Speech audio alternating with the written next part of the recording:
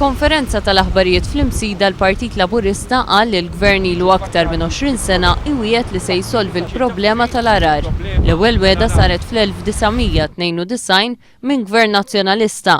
Weda oħra saret fl-2005 minn Ninu Żammit, dak iż-żmien Ministru tal-Infrastruttura li qal li dan il-proġett kellu jkun iffinanzjat mill-fondi tal-Unjoni Ewropea. Fl-2008 din il-weda kienet inkluża wkoll fil-manifest elettorali tal-Partit Nazzjonalista, waqt li fl-2009 il-Ministru George Pulicino kien qal li l-proġett kien se jibda fl-2010 b'fondi mill-Unjoni Ewropea. Iżda minn mistoqsija parlamentari li jagħmel il-kelliem ewlieni Laburista l-Infrastruttura Charles Bohaġar f'Novembru li għadda, irriżulta li l-applikazzjoni għal fondi Ewropej lanqas biss saret. Il-Gvern għandu immexxi kien jista' jkun malaj biex iwettaq għall-inqas dik il-weda li għamel lill-poplu Malti.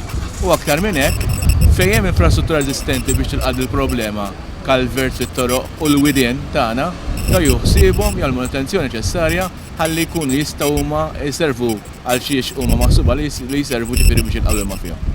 Il-kelliem ewlieni għall-Gvern Lokali Stefan Bontempo qal li l-problema tal-arar hija waħda nazzjonali. Qal li fil-postijiet fejn jinġabar ħafna ilma ibatu mhux biss ir-residenti iżda anke l-komunità kummerċjali.